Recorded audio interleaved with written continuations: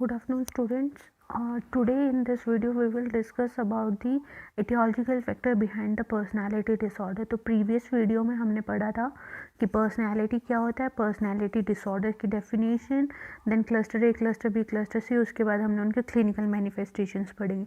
Now हम लोग आज पढ़ेंगे reason behind the personality disorders, मतलब कॉजेटिव एजेंट्स और कैसे रिस्क फैक्टर्स को फाइंड आउट करेंगे कि हम लोग किस कारण से पर्सन सफ़र कर सकता है पर्सनैलिटी डिसऑर्डर से। First is the hereditary factors. जो क्रोमोसोमल एबनॉर्मेलिटीज़ होती हैं या जेनेटिक प्रीडिस्पोजिशन होता है, उसकी वजह से भी पर्सन को पर्सनैलिटी डिसऑर्डर और कैसे साइकोपैथेटिक पर्सनैलिटी के साथ पर्सन हो सकता है। फॉर एग्जाम्पल कि अगर कोई बच्चा क्रोमोसोमल एबनॉर्मेलिटीज़ के साथ है, डाउन सिंड्रोम पर्सन होता है, उसकी पर्सनालिटी कंप्लीट डिफरेंट होती है।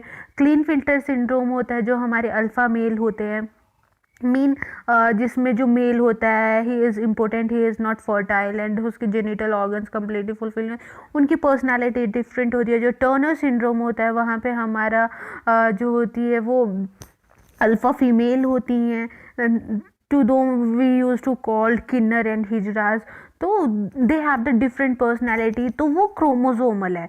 अगर हमारे क्रोमोजोम्स में कोई भी एबनॉर्मेलिटीज़ होती है तो उस पर भी हमारी पर्सनैलिटी वेरी करती है। नेक्स्ट इज़ दी हमारी जेनेटिक्स भी प्री डिस्पोजिंग फैक्टर की तरह वर्क करती है। मीन्स अगर पर्सन की फैमिली में किसी को पर्सनैलिटी डिसऑर्डर था, उनको भी पर्सनैलिटी डिसऑर्डर होने के चांसेस हो सकते हैं। Next is the relation of the personality disorder to the mental disorder.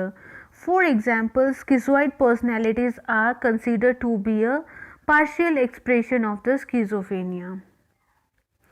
Means जो पर्सन को अगर कोई मेंटल डिसऑर्डर भी है, जैसे मैंने बताया था कि पैरानॉइड स्किज़ोफ्रेनिया, तो जो पर्सन की पर्सनालिटी होगी वो स्किज़ोटिपल पर्सनालिटी होगी, जो हमने उसके कैरेक्टरिस्टिक्स में पढ़ लिया था।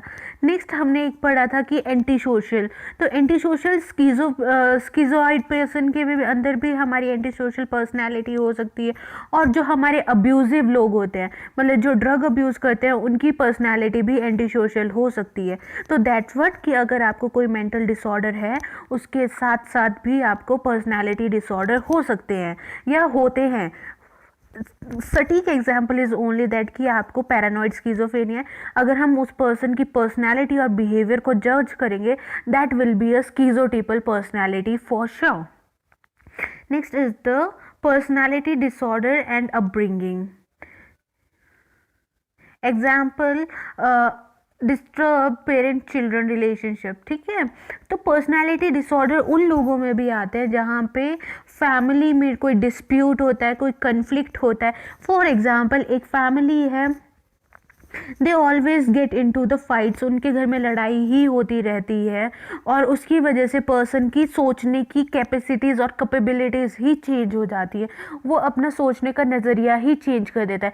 वो सेम परसेप्शन के साथ वर्ल्ड को, एक्सटर्नल वर्ल्ड को भी देखना स्टार्ट करता है। उसकी पर्सनालिटी में चेंज आ जाता है। इधर तो वो अपने आप को विड्रॉ कर लेता है सबके सामने, इधर वो एंटी सोशल हो जाता है, इधर वो नार्सिस्टिक हो जाता है, अपने ही बेनिफिट्स के लिए सब कुछ सोचना। So all this are. अगर वहीं पे बात करें फीमेल्स की फैमिली में कि उनको डोमेस्टिक वायलेंस हो रहा है, उनको इतना सब कुछ कोई बॉदर नहीं कर रहा, तो उनमें हिस्ट्रॉनिक पर्सनैलिटी डिसऑर्डर हो सकते हैं just to gain the attention. तो दीज आर द फैक्टर। और वहीं पे अगर हम चिल्ड्रन की बात करें, अगर सिंगल पेरेंट है, डाइवोर्स्ड पेरेंट्स हैं या पेरेंट्स हैं जिनके बीच में लड़ाई होती रहती है, बच्चा उनको देखता है, उनके बीच के कन्फ्लिक्ट्स को देख रहा है, वो उसी के साथ बड़ा होता जा रहा है, तो उसकी पर्सनैलिटी वैसी ही बन जाएगी बिकॉज ही गॉट इन्फ्लुएंस कि अगर रिलेशन में आते हैं, अगर किसी के लिए हम कुछ करते हैं beneficial, it is not beneficial actually, इससे हार्म ही होता है। तो वो पर्सन एंटी सोशल भी हो सकता है, नार्सिस्टिक भी हो सकता है, ऑब्सेस्ड भी हो सकता है। यहीं पे वो कहीं पे अपनी अर्ज करना स्टार्ट कर देता है कि मुझे एक इफेक्टिव रिलेशनशिप चाहिए अपनी लाइफ में। तो that depends very from person to person कि उसको कैसा अपब्रिंगिंग एनवायरनमेंट उसकी फैमिली में मिल रहा है, कैसा उसका पेरेंट्स का रिलेशन आपस में है, कैसा पेरेंट्स का रिलेशन बच्चे के साथ है।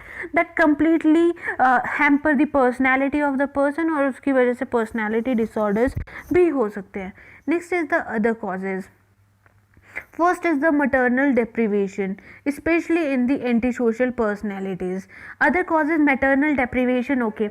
जो बच्चे हैं हमारा, अगर मैंने बताया था कि जो हमारा सिगमंड फ्रूड है उसने हमें 5 स्टेजेस ऑफ पर्सनैलिटी दिए थे या ग्रोइंग अप बताया था, तो सिगमंड फ्रूड ने एक चीज़ बोली थी कि जो हमारी एज है, एक लिमिट है हमारी एज की, हमारी एज में अगर उस एज तक हमारी पर्सनैलिटी डेवलप होगी, हम लोग उसी पर्सनैलिटी को कैरी ऑन करते हैं अपन लेटर स्टेज में।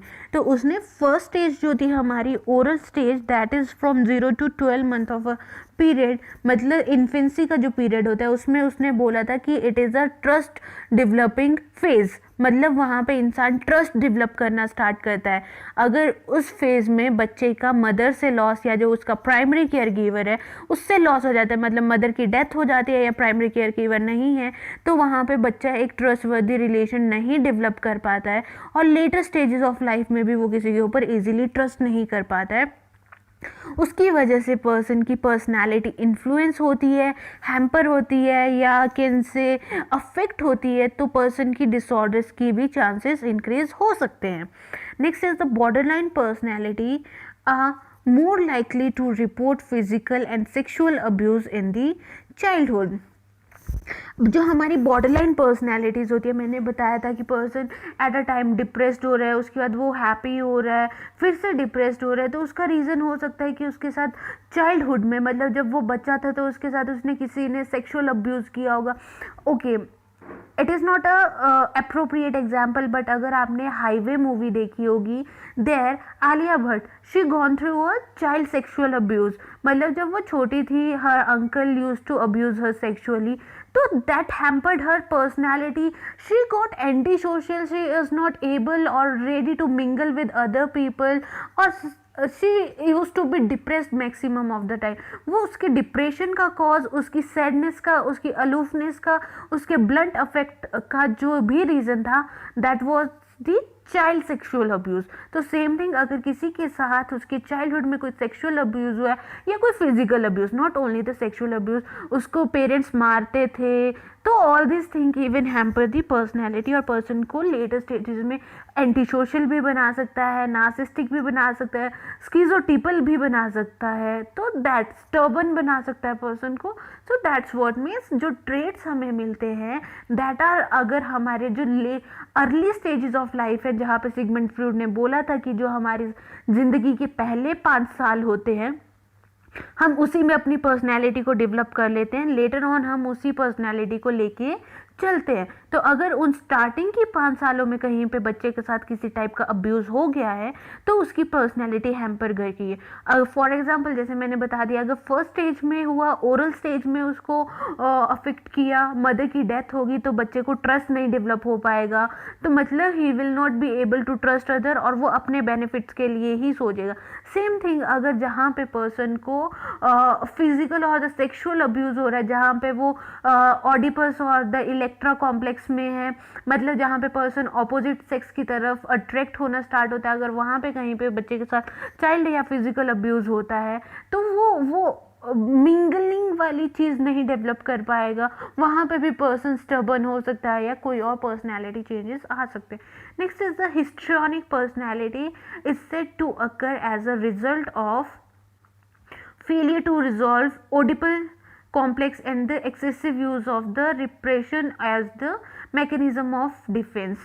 तो जो मैंने अभी आपको ऑडिपल और द इलेक्ट्रा कॉम्प्लेक्स बताया, ऑडिपल और इलेक्ट्रा एक स्टोरी है। एक राजा था, उसके 2 बच्चे थे, एक लड़का और एक लड़की। तो जो लड़का था he had the attraction toward the mother, और जो लड़की थी she had the attraction toward the father. मतलब जब बच्चे 2 से 3 या 3 से 4 साल की एज में होते हैं, जो उनके अपोजिट सेक्स पेरेंट्स होते हैं वो उनकी तरफ ज़्यादा अट्रैक्टेड होते हैं, ज़्यादा इन्फ्लुएंस्ड होते हैं और ज़्यादा लवेबल होते हैं। For example I am a girl, तो I am more lovable toward my father rather than my mother. वैसे ही देयर इज़ अ बॉय, तो he will be more lovable toward his mother rather than the father. तो that is called opposite sex attraction or loving thing, that is called Oedipal complex or the Electra complex. Electra mean when the girl is attracted or can say affectionated with the father. Audible means when the boy is affected or affectionated with the mother. So that thing, अगर उस stage में कहीं पे fixation हो गया तो उसकी वजह से पर्सन को हिस्ट्रियोनिक मतलब अटेंशन सीकिंग, जो मैंने बोला था लड़कियों में ज़्यादा होती है, फीमेल्स आर हिस्ट्रियोनिक, उनको अटेंशन चाहिए होती है।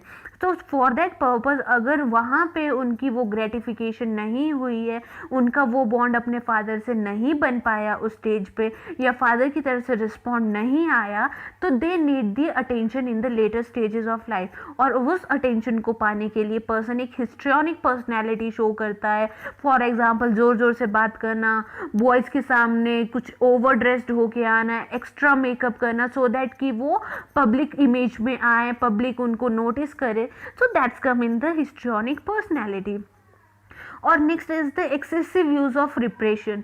रिप्रेशन क्या होता है, जब हमारे अननोइंगली हमने अपनी जो व्हाट वी कैन से हमारी कोई लाइफ में कोई प्रॉब्लम होती है, उसको हमने अननोइंगली सप्रेस कर दिया है और उसको हम नहीं रिजॉल्व कर पाए थे, बट वो लेटर स्टेज में आता है आप सामने, तो we are not able to cope with that thing even, तो वो होता है रिप्रेशन। अगर हमने रिप्रेशन का भी ज़्यादा यूज़ किया है, दैट्स ऑल्सो।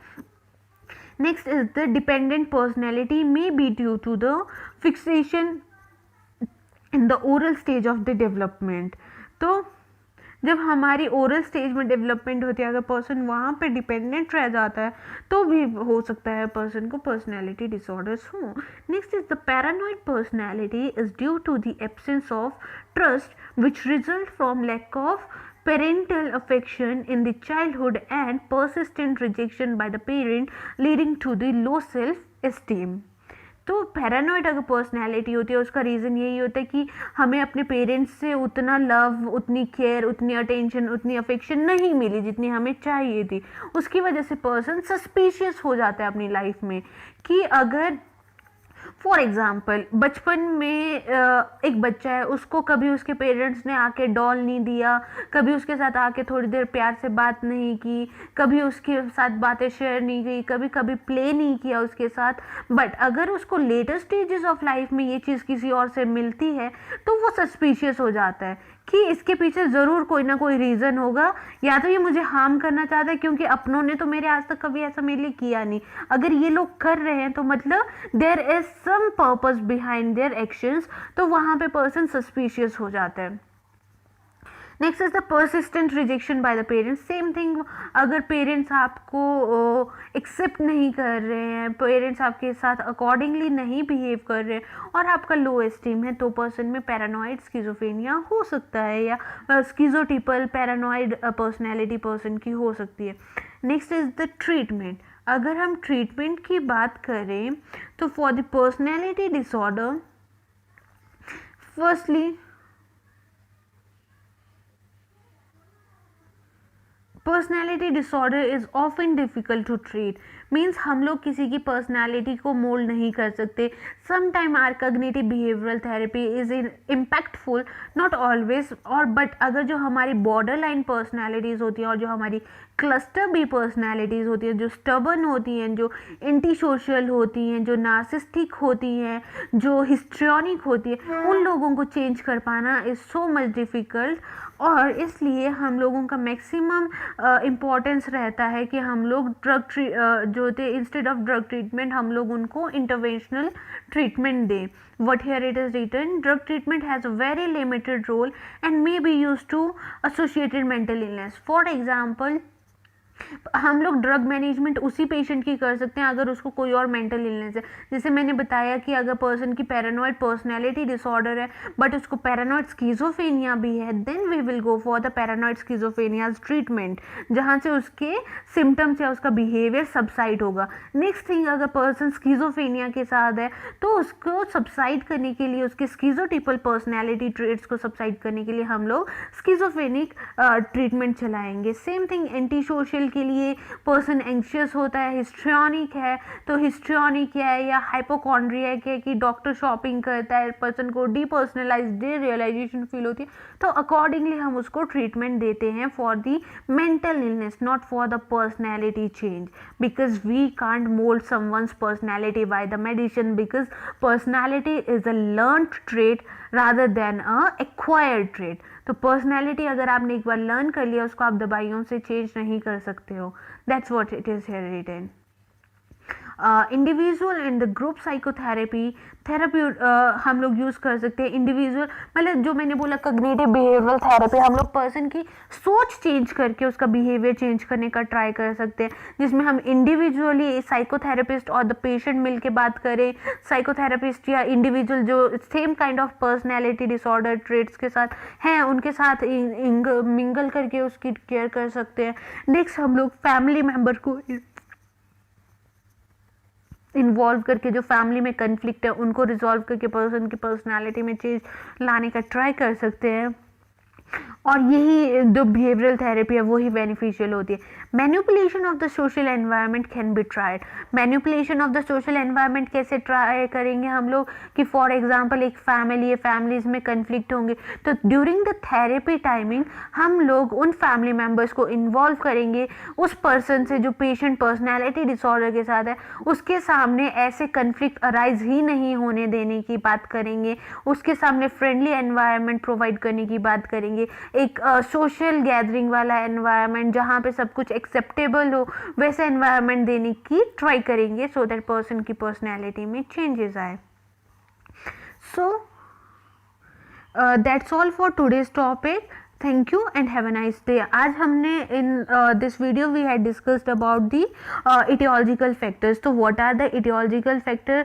फर्स्टली हमने बात की जो हमारे इटियोलॉजिकल फैक्टर्स होते हैं, it is the hereditary one, मतलब अगर कोई क्रोमोसोमल एबनॉर्मेलिटी है तो उसकी वजह से भी बच्चे का बिहेवियर या उसकी पर्सनैलिटी हैम्पर कर सकती है। अगर जेनेटिक्स है, फैमिली में पहले किसी को था तो भी होने के चांसेस होते हैं। अगर सोशल फैक्टर है, मतलब फैमिली में कन्फ्लिक्ट है, सोसाइटी में कन्फ्लिक्ट्स हैं, जो रीज़न हो सकते हैं। अगर पर्सन को कोई और मेंटल डिसऑर्डर है वो भी रीज़न हो सकता है। तो all this are the reasons. Next हमने पढ़ा कि हमारे बॉर्डर लाइन पर्सनैलिटी क्या होती है, जिनमें सेक्सुअल अब्यूज़ हो रखा था उनके लिए हिस्ट्रियोनिक, उनको जिनको उनके पेरेंट्स ने बचपन में प्यार या अफेक्शन प्रॉपरली नहीं किया होता है। डिपेंडेंट वो होते हैं जो ओरल स्टेज में फिक्स कर गए होते हैं, और पैरानॉइड पर्सनैलिटी उनमें होती है जिनमें पेरेंट्स ने कभी उनके लिए बॉर्डर नहीं किया होता है, या तो बच्चे की मदर की डेथ हो जाती है। देन हमने ट्रीटमेंट की बात की कि ट्रीटमेंट में हम लोगों कि ऐसा कोई ड्रग्स नहीं है जो हम पर्सनैलिटी डिसऑर्डर्स के लिए यूज़ कर सकते हैं, बट अगर पर्सनैलिटी डिसऑर्डर के साथ कोई और मेंटल डिसऑर्डर है तो उस मेंटल डिसऑर्डर को ठीक करने के लिए हम लोग यूज़ कर सकते हैं ड्रग्स का। देन हम लोग थेरेपीज की बात की जिसमें आता है हमारा individual therapy, group therapy, family therapy, behavioural therapy, cognitive behavioural therapy, और वहाँ पे हम लोग मैनिपुलेशन करते हैं in the social environment, that is called milieu therapy. जब हम एनवायरनमेंट को इन्वॉल्व करते हैं पेशेंट की केयर के लिए, that is called the milieu therapy. So that's all, thank you and have a nice day.